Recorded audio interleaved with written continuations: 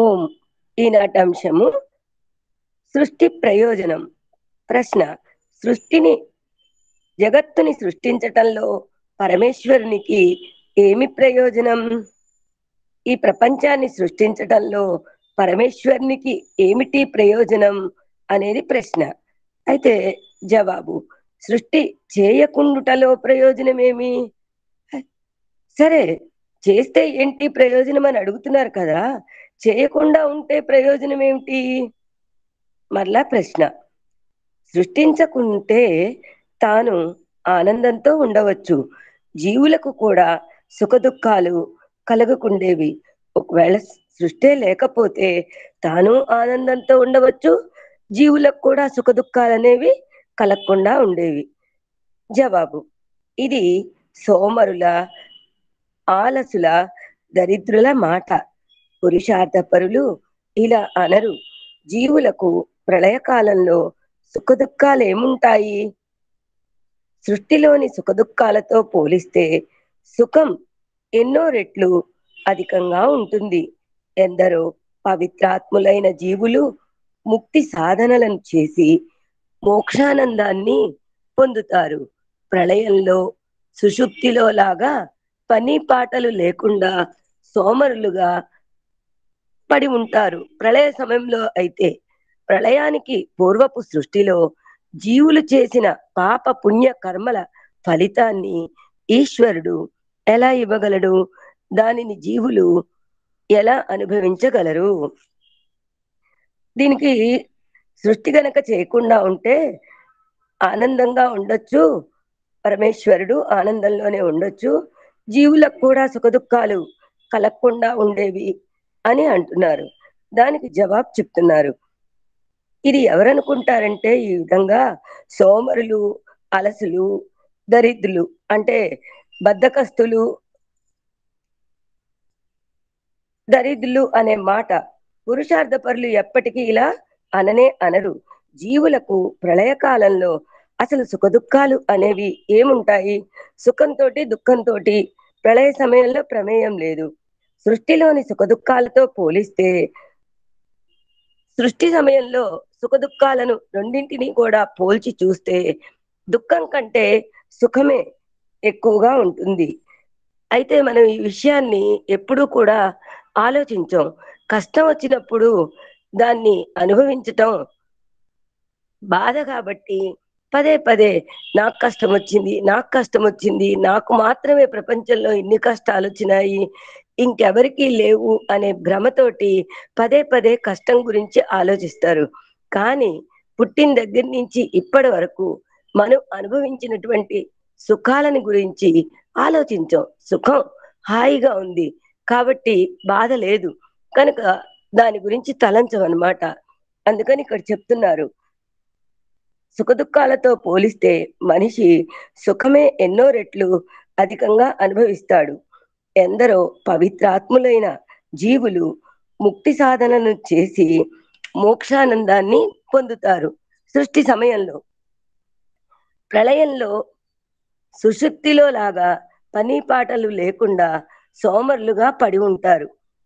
అంటే గాఢ నిద్రపోయేటప్పుడు ఏమి చెయ్యం కదా, అలాగే ప్రళయ సమయంలో కూడా సోమరులుగా పడి ఉంటారు.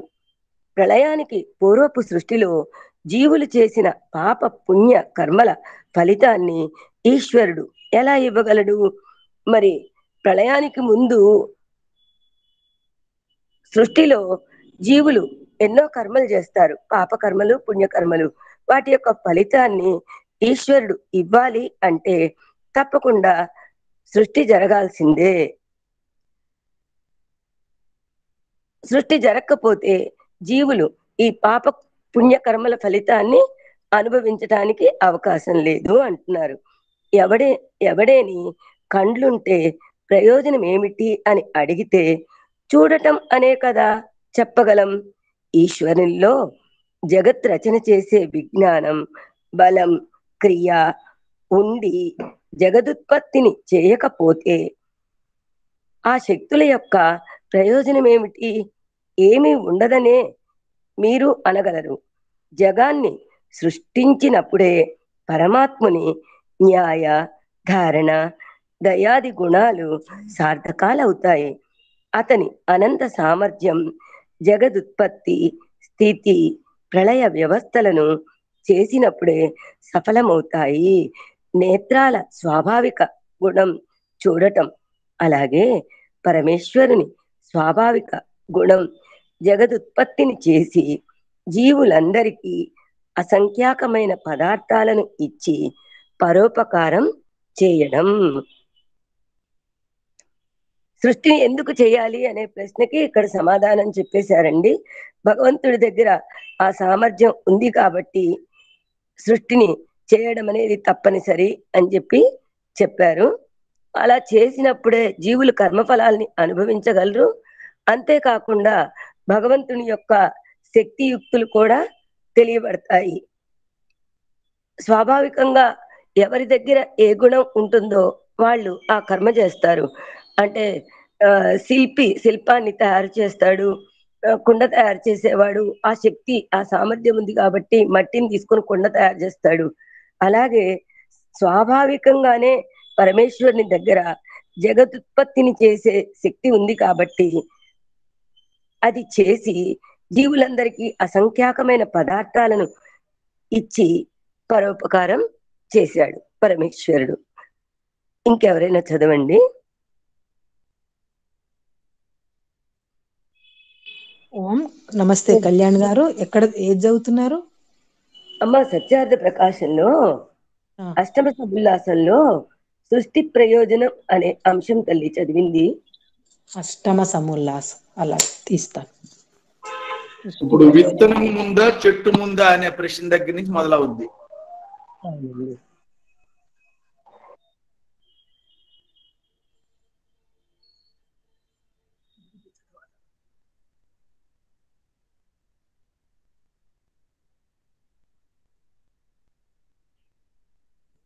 అమ్మ పద్మావతమ్మ గారు, విత్తు ముందా చెట్టు ముందా అనే ప్రశ్న నుండి ఇప్పుడు చదవాలమ్మా. సృష్టి అవునవును, అక్కడ దొరికింది నాకు. చదవమంటారా? చదవండి అమ్మా. ప్రశ్న: విత్తనము ముందా చెట్టు ముందా? ఉత్తరము: విత్తనము అంటే బీజము ముందు. ఏలయన బీజము హేతువు, నిదానము, నిమిత్తము, కారణమున ఈ శబ్దములన్నీ సమానార్థకములు. ఒకే అర్థమును బోధించుచు కారణం అంటే బీజము అంటే విత్తనమునకు వేరు కావున కారణము కార్యము కంటే ముందే ఉండును. ప్రశ్న: పరమేశ్వరుడు సర్వశక్తిమంతుడు కావున అతడు కారణమును అంటే ప్రకృతిని జీవులకు కూడా ఉత్పన్నము చేయగలడు. చేయజాలని పక్షమున సర్వశక్తిమంతుడు కాడు కదా. ఉత్తరం: సర్వశక్తిమంతుడను శబ్దమునకు అర్థము పూర్వము వ్రాసి ఉంటిమి, కానీ అసంభవమును చేయువాడు సర్వశక్తిమంతుడని చెప్పబడునా? ఎవరేని అసంభవమును కారణము లేక కార్యము చేయగలడా? ఈశ్వరుడు కారణము లేక రెండవ ఈశ్వరుని ఉత్పన్నమునర్చి స్వయముగా మృత్యువును పొంది జడుడు, దుఃఖితుడు, అన్యాయకారి, అపవిత్రుడు, కుకర్మియు కాగలడా? స్వాభావిక నియమము అనగా అగ్ని ఏమో ఇష్టము, జలం అగ్ని ఏమో ఉష్ణం అంటే వేడినిస్తుంది, జలమేమో శీతలమిస్తుంది, పృథివీ ఏమో జడ పదార్థములన్నింటినీ విపరీత గుణములు కలవిగా ఈశ్వరుడు చేయజాలడు. ఈశ్వరుని నియమములు సత్యములు, పూర్ణములను కావున వానిని పరిపూర్ణము చేయజాలడు. పరమేశ్వరుడు ఇతరుని సహాయమును అంటే అతను ఇతరుల యొక్క సహాయముని ఉపేక్షించకనే అంటే ఇతరుల యొక్క సహాయం తీసుకోకుండానే తన కార్యములన్నింటిని కూడా పూర్ణము చేయగలడు. అట్టి చేయటం వలనే అతనిని సర్వశక్తిమాను అని పదమునకు అర్థం. ఎవరి సహాయం లేకుండా ఈశ్వరుడు ఈ సృష్టినంతా చేశాడు గనక సర్వశక్తిమాన్. ప్రశ్న: ఈశ్వరుడు సాకారుడా నిరాకారుడా? నిరాకారుడైన హస్తపాదాదులు లేక జగత్తును నిర్మింపజాలడు. సాకారుడైన ఎట్టి దోషములు ఉండును? ఉత్తరము: ఈశ్వరుడు నిరాకారుడు. సాకారుడు శరీరయుక్తుడైన ఈశ్వరుడు కాడు. ఏలయన సాకారుడు పరిమిత శక్తి అయి ఉండును. శరీరం ఉన్నట్టయితే ఒక దగ్గరనే ఉంటాడు అనే అర్థం దీనికి. దేశకాల వస్తువుల యందు పరిచ్ఛిన్నుడు. ఆకలి దప్పికలు, ఛేదన భేదములు, శీతోష్ణములు, జ్వర పీడాదిన సహితుడు అగును. అంటే అతనికి ఆకలి దప్పికలు లేవు, ఛేదన భేదములు కూడా లేవు, శీతోష్ణముల దుఃఖాలు లేవు, శీతోష్ణముల యందు చలిగాను వేడిగాను ఉండదు అతనికి. జ్వరము అనే రోగాలు కూడా అతనికి ఉండవు. సాకారుడైనచో అతని యందు జీవుని గుణములు తక్క ఈశ్వరుని గుణములు వర్తింపవు. అతను కూడా ఆకారం కలవాడైతే జీవుని గుణములే ఉంటాయి కానీ ఈశ్వరుని గుణములు వర్తింపవు. మేము సాకారులము, శరీరధారులము, అందువలన మనము తస్రరేణువులను, అణువులను, పరమాణువులను, ప్రకృతిని వశపరుచుకొన జాలము. అట్లే ఈశ్వరుడును స్థూల దేహదారి అయినచో అతడును ఆ సూక్ష్మ పదార్థములతో స్థూల జగత్తు నిర్మింపజాలడు. ఆయన కూడా దేహం కలిగి ఉంటే సూక్ష్మ పదార్థాలతో ఈ స్థూలమైన జగత్తుని నిర్మించలేడు. పరమేశ్వరుడు భౌతికమగు ఇంద్రియ గోలకములు, హస్తపాదాద్వయములు లేనివాడు. అతడికి ఇంద్రియాలు అంటే లేవు, కన్నులు, చెవులు ఇవన్నీ లేవు, కాళ్ళు అవి చేతులు కూడా లేనివాడు. అతడంత శక్తి బలపరాక్రము కలవాడు కావున అతనితో అతను వానితో అన్నియూ చేయగలడు. ఆ పనులు జీవ ప్రకృతులు ఎన్నడూ చేయజాలవు. అతను చేసే పనులన్నీ ఆత్మలు గాని ప్రకృతి గాని ఏమీ చేయజాలవు. ఈశ్వరుడు ప్రకృతి కంటే సూక్ష్ముడు, జీవ ప్రకృతులలో వ్యాపకుడు.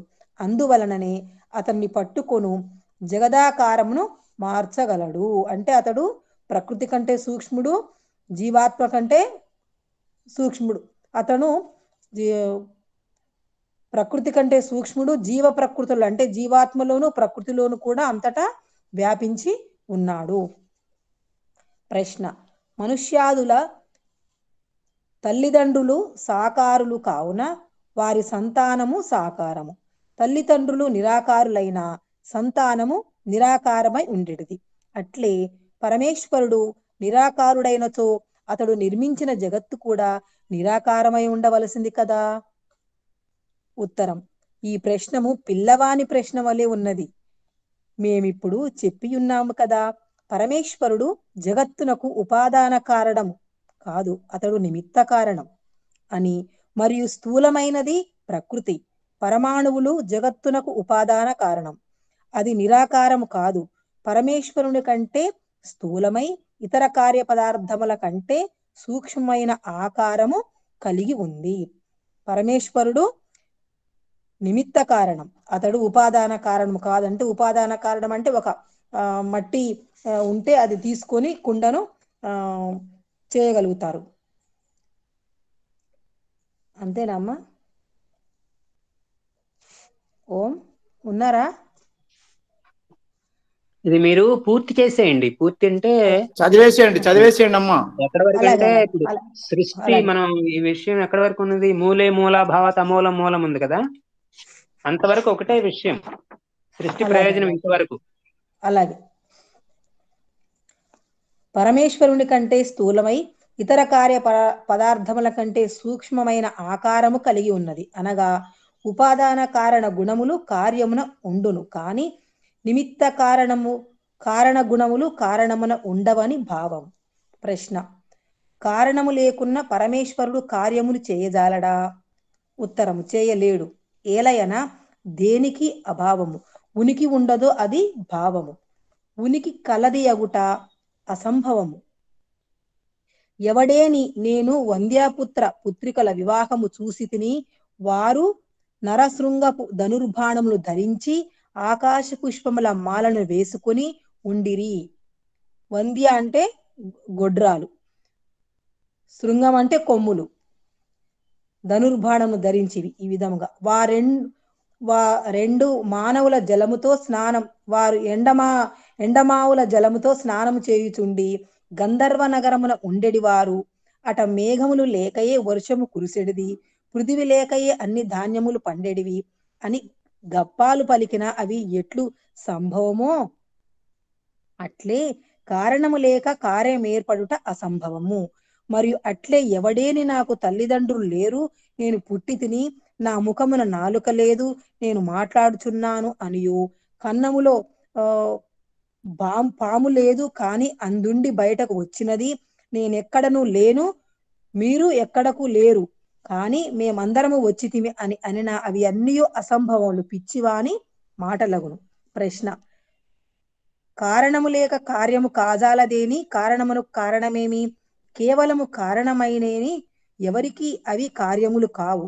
ఏది ఒక దానికి కారణము మరి ఒక దానికి కార్యమగునో ఆ పదార్థము వేరు. ఎట్లనా పృథివి గృహము మున్నగు వానికి కారణం, జలాదులు కార్యమునై ఉన్నది, కానీ ఆది కారణము ప్రకృతి, అనాది దానికి కారణము ఉండదు. మూలే మూలాభావాత్ అమూలం మూలం, ఇది సాంఖ్య దర్శనంలో ఉంది. మూలమునకు మూలము అనగా కారణమునకు కారణము ఉండదు. దీనిని బట్టి ఆ కారణము కారణము లేనిది సర్వ కార్యములకు కారణమగును.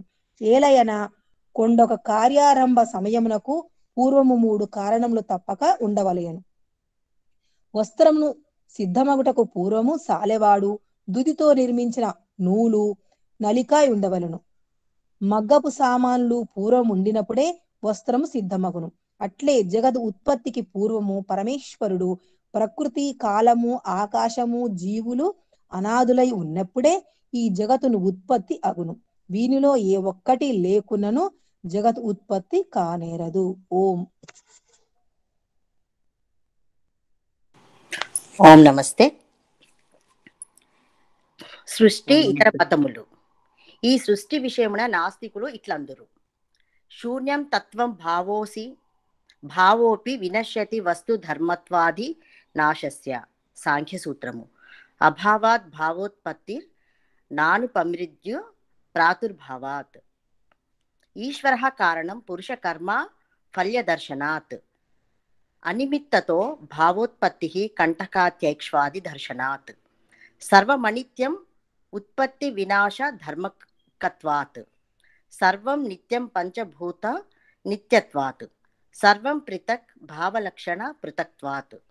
సర్వమభావః భావేష్వితర ఏతరా భావసిద్ధైః న స్వభావ సిద్ధిరాపేక్షిత్కత్వాత్. న్యాయసూత్రంలోది. ఈ విషయంలో నాస్తికులు ఇట్లందరూ: ప్రథమ నాస్తికుడు, శూన్యమే ఒక పదార్థము, సృష్టికి పూర్వం ఉండెను, అంతమున శూన్యమే ఉండును. కారణమేమన భావము అంటే ఉన్న పదార్థములన్నీ అభావములే శూన్యమగును. ఉత్తరము: శూన్యము అంటే ఆకాశము, అదృశ్యము అవకాశము మరియు బిందువునకు నామము. శూన్యము జడ పదార్థము. ఈ శూన్యమున సర్వ పదార్థములు అదృశ్యములుగా నుండును. బిందువు వలన రేఖయు, రేఖల వలన వర్తులాకారమును అగునట్లు భూమి పర్వతాది పదార్థములు ఈశ్వరుని రచన వలన ఏర్పడును. శూన్యము నెరుగువాడు శూన్యము కాడు. రెండవ నాస్తికుడు, అభావం నుండి భావము ఉత్పన్నమగును. బీజము మర్దింపబడక అంకురం ఏర్పడదు. బీజమును ఖండితము చేసి చూసినా అందు అంకిరం అభావమై ఉండును. అంకురము అభావమై ఉండును. మొదట అంకురము లేదు, కావున అభావము నుండియే అది ఉత్పన్నమగునని భావము.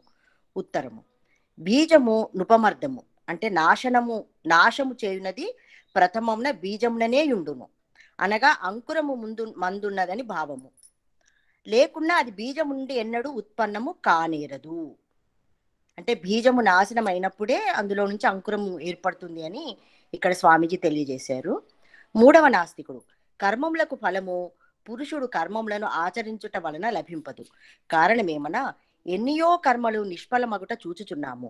కావున కర్మములకు ఫలము లభించుట ఈశ్వరుని ఆధీనమై ఉన్నదని ఊహింపబడును. ఈశ్వరుడు ఏ కర్మ ఫలము నీయదలుచునో అది ఇచ్చును, దేని ఫలం ఈయదలపడో అది ఒసంగడు. దీని వలన కర్మఫలము ఈశ్వరాధీనమై ఉన్నదని సిద్ధమగుచున్నది. ఉత్తరము: కర్మఫలము కేవలం ఈశ్వరాధీనమై ఉన్న కర్మము చేయకయే ఈశ్వరుడు ఫలమేలేయుడు. కావున మనుషుడు ఎట్టి కర్మమును ఆచరించునో అట్లే ఫలము ఈశ్వరుడు ఇచ్చును. ఈశ్వరుడు స్వతంత్రుడై మనుష్యుని కర్మములకు ఫలము నీయడు. కానీ జీవుడు ఎట్టి కర్మమును ఆచరించునో అట్టి ఫలమును ఈశ్వరుడు ఇచ్చునని తేలుచున్నది. అంటే జీవుడు చేసుకున్న పుణ్యపాప కర్మల ఫలాలని న్యాయబద్ధంగా ఈశ్వరుడు ఇస్తున్నాడని ఇక్కడ అర్థమవుతుంది. నాలుగవ నాస్తికుడు, నిమిత్తము లేకయే పదార్థముల ఉత్పత్తి జరుగును. తుమ్మ చెట్లు మున్నగు వృక్షములలో పదునైన ముండ్లు చూచుచున్నాము. సృష్టి ఎప్పుడెప్పుడు ఆరంభింపబడునో అప్పుడు నిమిత్తము లేకయే శరీరాది పదార్థములు పుట్టుచున్నట్లు విదితమగుచున్నది. ఉత్తరము: దేని వలన పదార్థము ఉత్పన్నమగునో అదియే దానికి నిమిత్తము. ముండ్లు లేని చెట్లకు ముండ్లేల పుట్టవు? ముండ్లు నిమిత్తము లేకయే పుట్టిన అన్ని చెట్లలోనూ ఏల పుట్టవు? 5వ నాస్తికుడు: పదార్థములన్నీ ఉత్పత్తి వినాశము కలవియే, కావున అన్నియు అసత్యములే, అన్నియు అనిత్యములే. శ్లోకార్థేన ప్రవక్ష్యామి యదుక్తం గ్రంథకోటిభిః. బ్రహ్మ సత్యం జగన్మిథ్యా జీవో బ్రహ్మైవ నాపరః బ్రహ్మనాపవలి. ఈ 5వ నాస్తికుల వర్గములనే నవీన వేదాంతములు చేరుదురు. ఏలయన వారిట్లు చెప్పుచున్నారు: బ్రహ్మ సత్యము, జగత్తు మిథ్య, జీవుడు బ్రహ్మమే, ఇతరుడు కాడు. కోటి గ్రంథములలో చెప్పబడినది ఇదియే అని వారు చెప్పుచున్నారు. ఇదంతా నాస్తిక వర్గం చెప్పే విషయాలు. ఉత్తరము: అన్నింటి అనిత్యము నిత్యమొకట చేత అన్నియు అనిత్యములగుట తగదు. ప్రశ్న: అన్నింటి అనిత్యము అనిత్యమే. అగ్ని కాష్టములను నశింపజేసి దహనము చేసి తానును నశించును కదా. ఇది ప్రశ్న అండి. ఉత్తరము: లోకమున ఏ పదార్థము ఉపలబ్ధమగుచున్నదో అది ఉండగా దానిని అనిత్యమనుటయు, పరమ సూక్ష్మ కారణము అనిత్యమనుట ఎన్నడును తగదు. వేదాంతులు బ్రహ్మము నుండి జగత్తును ఉత్పన్నమైనదిగా చెప్పుదురు. బ్రహ్మ సత్యము కావున దాని కార్యమెన్నడూ అసత్యము కాజాలదు. స్వప్నము వలె రజ్జు సర్పము వలెను కల్పితమందురేని అదియు సరికాదు. ఏలయన కల్పన అనున్నది గుణము. గుణము నుండి ద్రవ్యం ఉత్పన్నము కాదు. గుణము ద్రవ్యమును విడిచి వేరుగాను ఉండదు. కల్పన చేయువాడు బ్రహ్మము. నిత్యుడు కావున అతని కల్పనయు గుణం కూడా నిత్యము కావలసి వచ్చును. లేకున్నా కల్పనాకర్తను కూడా అనిత్యమని అంగీకరింపుము. చూడని వినని వస్తువెన్నడూ స్వప్నమున కానరాదు. జాగ్రత్తవస్థ యందు వర్తమాన సమయమున గల సత్య పదార్థములతో సాక్షాత్ సంబంధము వలన, ప్రత్యక్షాది ప్రమాణము వలన జ్ఞానము కలిగిన మీదట దాని సంస్కారము వాసనారూప జ్ఞాన ఆత్మయందు స్థిరమగును. స్వప్నమున వాణినే ప్రత్యక్షముగా చూచును. సుషుప్తి కలిగినప్పుడు బాహ్య పదార్థముల జ్ఞానము కలగదు. అట్లే ప్రణయమునందును కారణద్రవ్యం ఉండదు. ప్రళయంలో కూడా కారణద్రవ్యం అనేది ఉండదు. సంస్కారం లేకయే స్వప్నం కలుగునెడల జన్మాంధునకును రూపము స్వప్నమున కనబడవలేను కదా. కావున అట నా విజ్ఞానము మాత్రం ఉండును, వెలుపలి అన్ని వస్తువులు ఉండును. ప్రశ్న: జగత్తులోని పదార్థములు స్వప్నమునందును రెండును, అంటే స్వప్న జాగ్రత్తలలోని సుషుప్తి అందును అనిత్యము అయినట్లు జాగ్రత్త అవస్థ ఎందలి పదార్థములను కూడా స్వప్నంలోని వాని వల్ల ఎంచవలేను. ఉత్తరము: అట్లెన్నడూ. వేరెవరైనా చదువుతారమ్మా?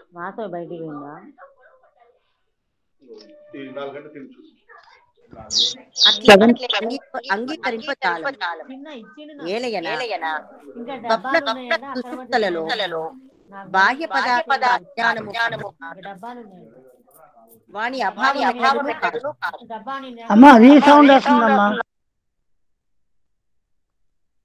ఒకని వెనుకనున్న వస్తువులు అతనికి కనిపింపకపోవచ్చును. అందువలన వాని అభావం ఎన్నడూ కలగదు. స్వప్న సుషుప్తులందును అట్లే ఎంచవలేను.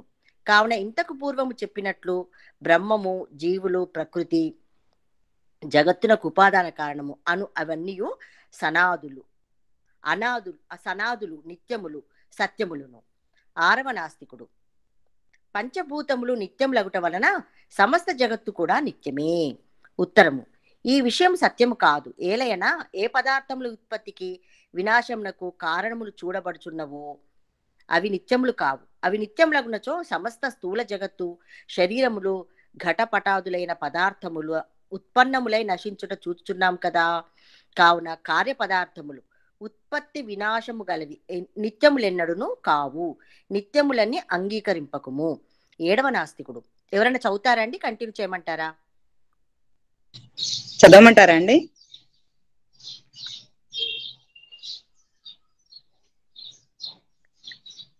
ఏడవ నాస్తికుడు: భావ పదార్థములన్నీ వేరు వేరుగా నున్నవి, ఏది ఒక్క పదార్థము కాదు. అవయవ సముదాయమే కాని వాని యందవి అనునదియే లేదు. అవన్నీ కూడా అవయవ సముదాయమే, కానీ వాని యందు అవయవం అని అనున్నది ఏది లేదు. మనము చూచు పదార్థములలో వేరుగా ఒక పదార్థము కనిపించదు కదా. ఉత్తరం, అవయవములలో అవయవం ఒకటి ఉన్నది. కాలము, ఆకాశము, పరమాత్మ, జాతి అనునవి పృథక్ పృథక్ పదార్థములు సమూహములందు వేరుగా ఒక్కొక్కటి ఉన్నవి. వాని నుండి వేరుగా ఏ పదార్థము ఉండజాలదు. కావున అన్ని పృథక్ పదార్థములు కావు. కానీ స్వరూపముతో భిన్న భిన్నములుగా నున్నను వానిలో వేరువేరుగా ఒక్కొక్క పదార్థం ఉన్నది. 8వ నాస్తికుడు, అన్ని పదార్థములందును ఇతరేతరాభావము సిద్ధమగుట వలన ఘటము పటము కాదు, పటము ఘటము కాదు, ఘటమున పటము లేదు, పటమున ఘటము లేదు. పదార్థములన్నీ అభావ రూపములే. ఎట్లనా అనశ్వో గౌ అగౌరశ్వ, గోవు గుర్రము కాదు, గుర్రము గోవు కాదు. కావున అన్నీ అభావములని అంగీకరింపవలేను.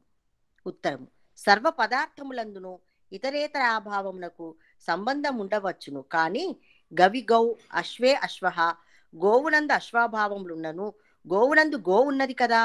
అట్లే అశ్వమున గోవు లేకుండా వచ్చును, కానీ అశ్వమున అశ్వభావం ఉన్నది కదా. కావున అన్నీ ఆభావములెన్నడును కావు.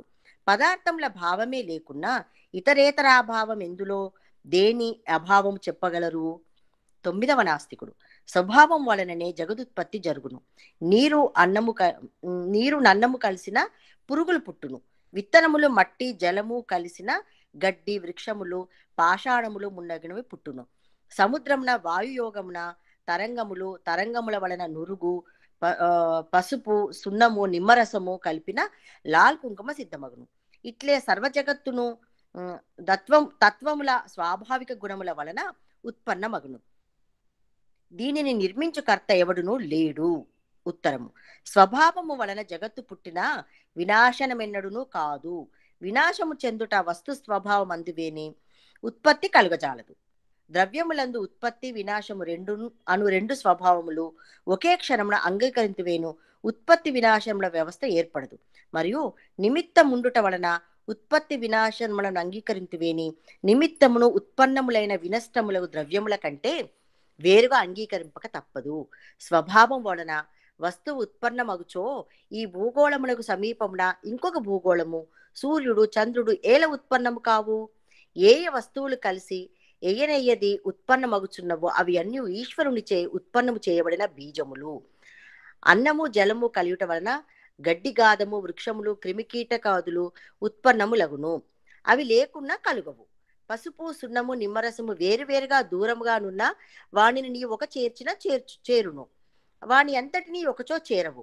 అవియే తగినట్లు సరియైన పాళ్లలో కలిపిన కుంకుమ సిద్ధమగును. అట్లే ప్రకృతి పరమాణువులను జ్ఞానముతో యుక్తితో పరమేశ్వరుడు కలపనిచో జడ పదార్థం లేవియో ఒక కార్యసిద్ధి కొరకు స్వయముగా కలిసి విశేష పదార్థము కాజాలవు. కావున స్వభావాదుల వలన సృష్టి ఏర్పడదు, పరమేశ్వరుని రచన వలన సృష్టి ఏర్పడును. ధన్యవాదాలు.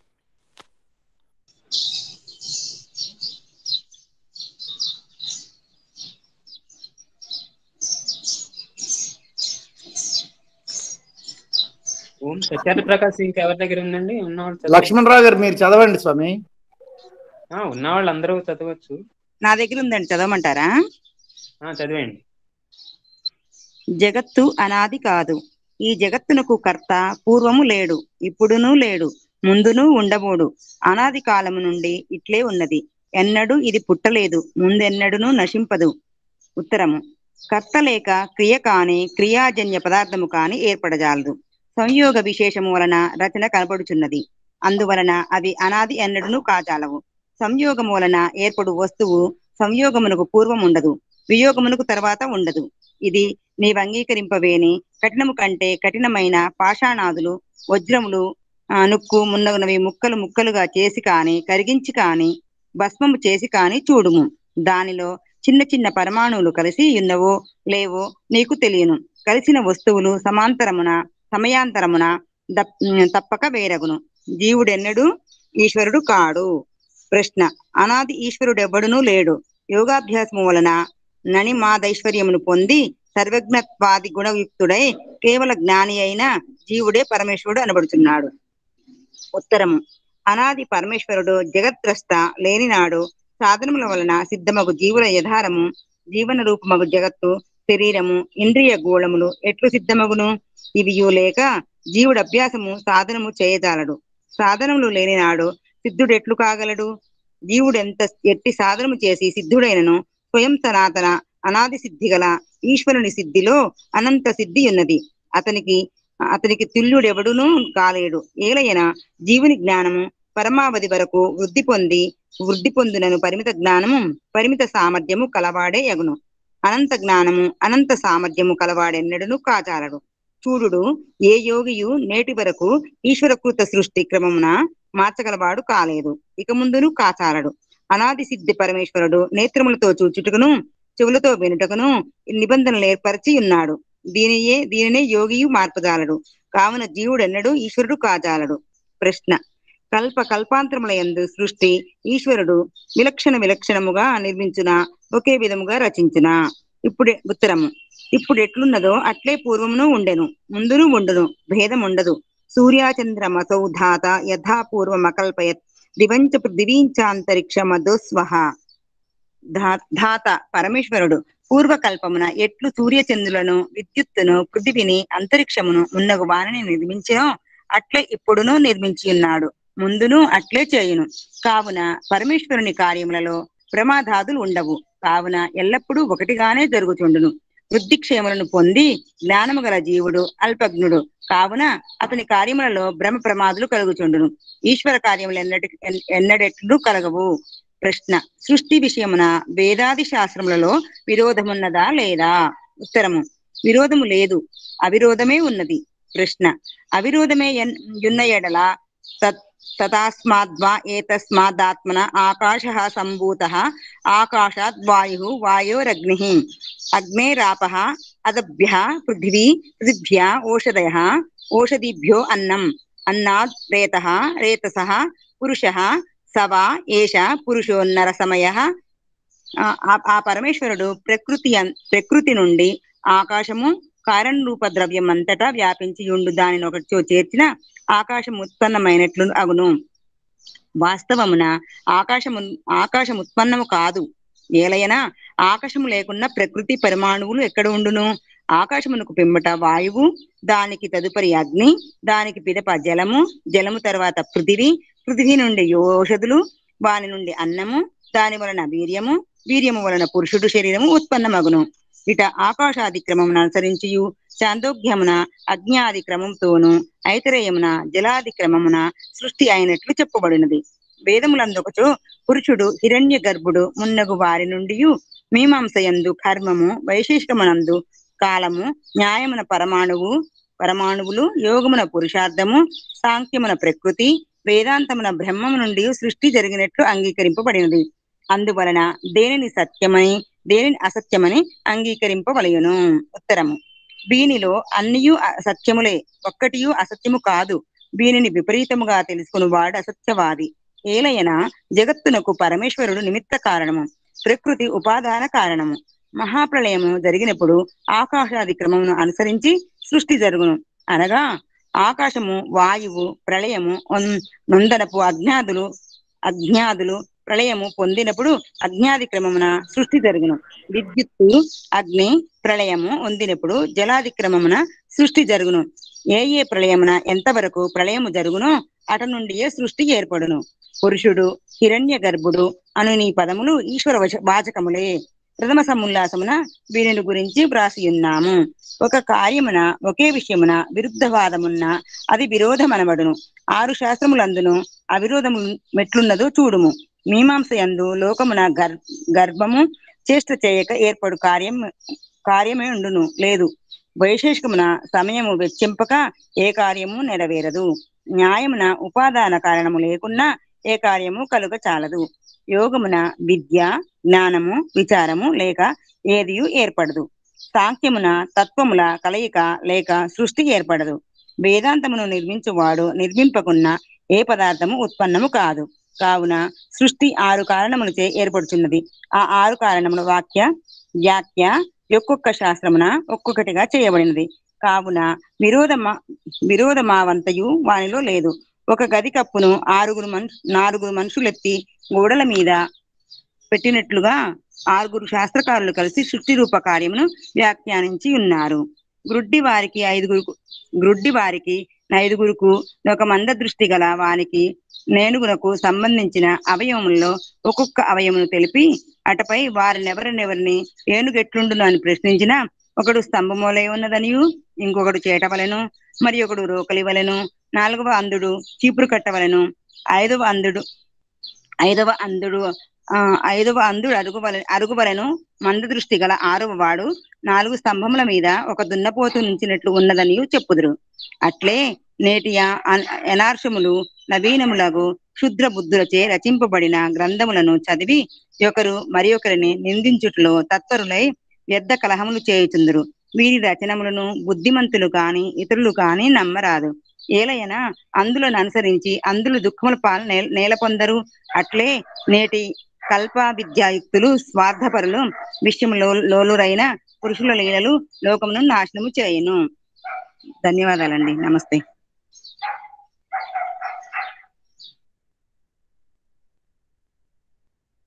ఓం. ఇంకెవరైనా చదువుతారండి? ఒక 10 నిమిషాలు ఉన్నది.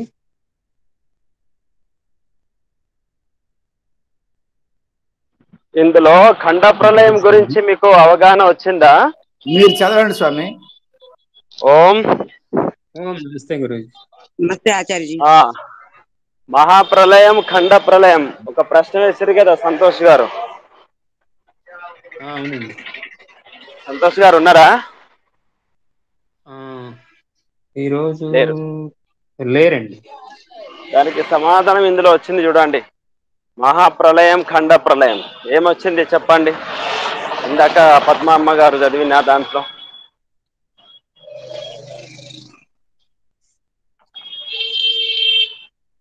మహాప్రలయం, ఖండ ప్రళయం.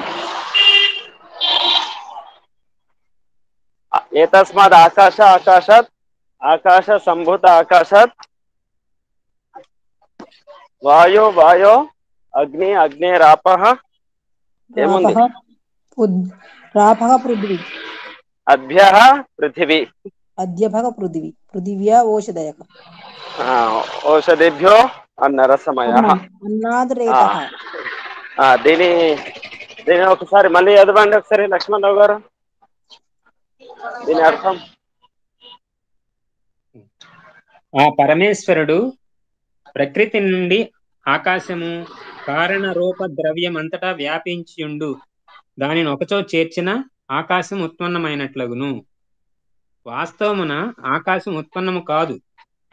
ఏలయన ఆకాశము లేకున్న ప్రకృతి పరమాణువులు ఎక్కడుండును? ఆకాశమునకు పిమ్మట వాయువు, దానికి తదుపరి అగ్ని, దానికి పెదప జలము తర్వాత పృథివీ నుండి ఔషధులు, వాని నుండి అన్నము, దాని వలన వీర్యము వలన పురుషుడు శరీరము ఉత్పన్నమగును. ఇట ఆకాశాది క్రమము అనుసరించియు ఛాందోగ్యమున అగ్న్యాది క్రమముతోనూ ఐతరేయమున జలాది క్రమమునను సృష్టి అయినట్లు చెప్పబడినది.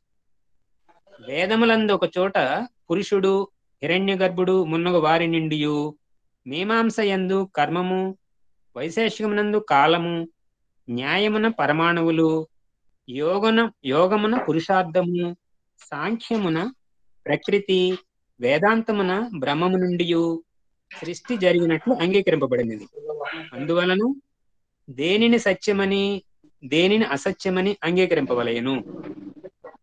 ఉత్తరము: వీనిలో అన్నియు సత్యములే, ఒక్కటియు అసత్యము కాదు.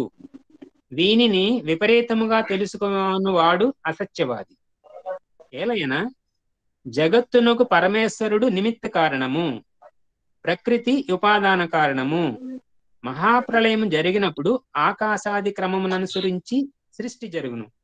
అనగా ఆకాశము, వాయువు ప్రళయమునందునప్పుడు అజ్ఞాదులు, ప్రళయమును పొందినప్పుడు అజ్ఞాది క్రమమున సృష్టి జరుగును. విద్యుత్తు, అగ్ని ప్రళయము నొందినప్పుడు జలాది క్రమమున సృష్టి జరుగును. ఏ ప్రళయమున ఎంతవరకు ప్రళయం జరుగునో అట నుండియే సృష్టి ఏర్పడును. పురుషుడు అర్థమైందా? అవును ఇక్కడ అర్థమైందా? ఏమర్థమైంది ఇక్కడ? అంటే ఏ ప్రళయం జరుగుతుందో ఇప్పుడు ప్రళయాలు రకరకాలుగా ఇచ్చుకొచ్చారు మనకి. ఆ, అలా ఏ ప్రళయం అక్కడికే మళ్ళీ సృష్టి ఏర్పడుతుంది. ఇప్పుడు అవును సృష్టిలో చివరి పదార్థం ఏమిటి? పృథివీ. పృథివీ. అంతేనా? అవును, పృథివీ చివరి పదార్థం పృథివీ.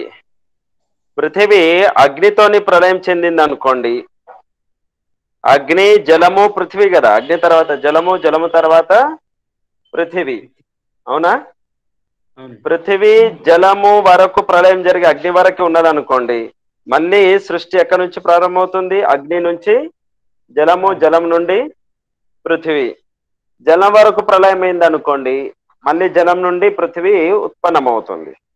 అంటే ఏమర్థం వచ్చింది ఇప్పుడు? ఖండ ప్రళయం అంటే ఏవైతే ఇవి ఆకాశము, వాయు, అగ్ని, జలము, పృథివీ ఉంది కదా, ఒక్కొక్కటి ప్రళయం జరిగినప్పుడు మళ్ళీ అక్కడి నుంచి మళ్ళీ సృష్టి, దాన్ని ఖండ ప్రళయం అంటాం.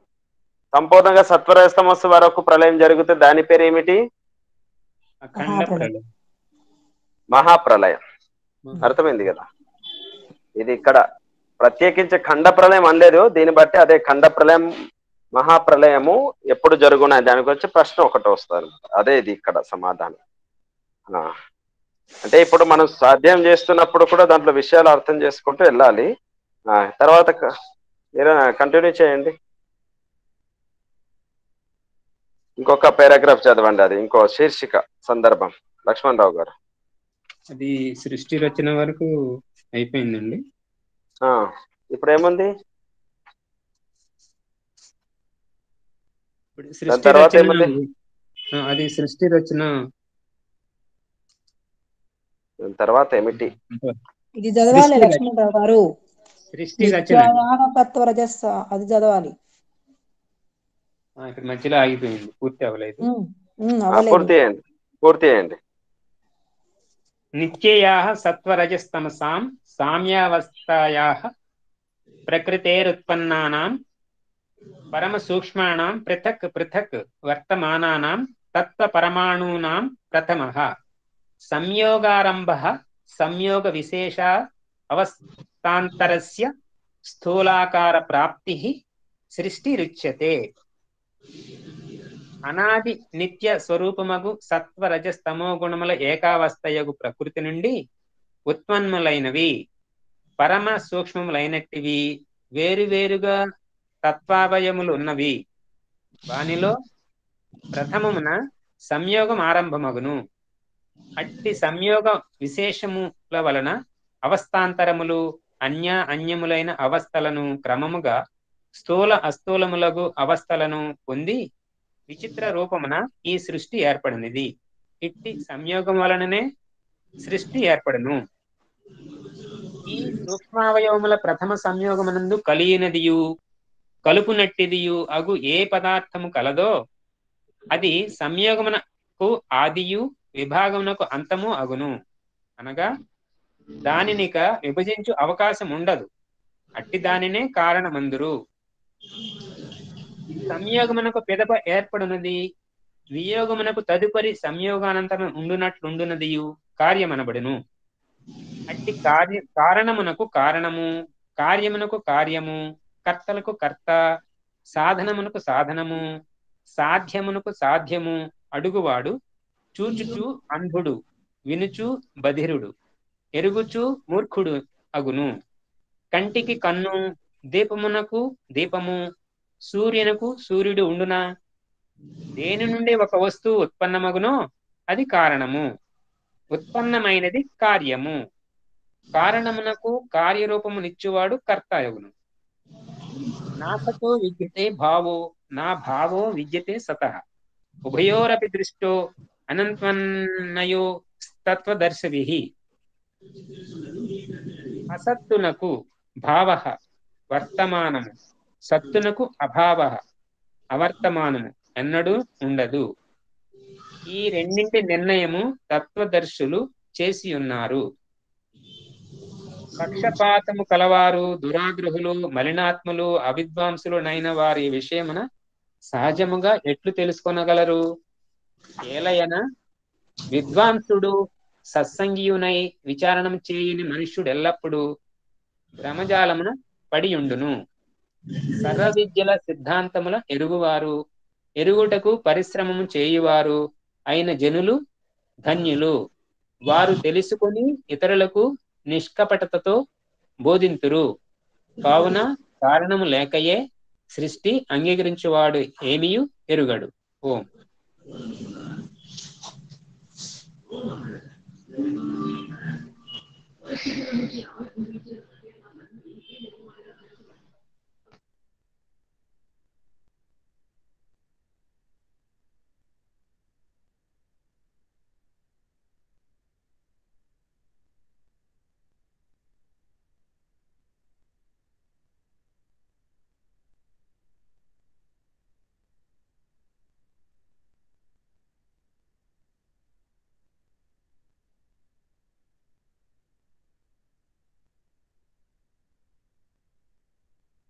ఓం. అయిపోయింది గురూజీ.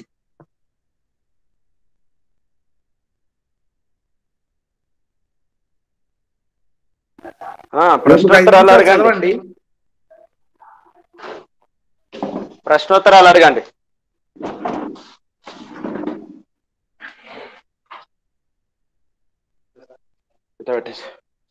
గడబెట్టి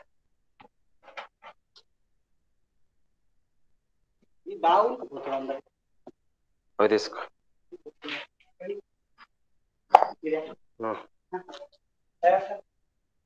ఓం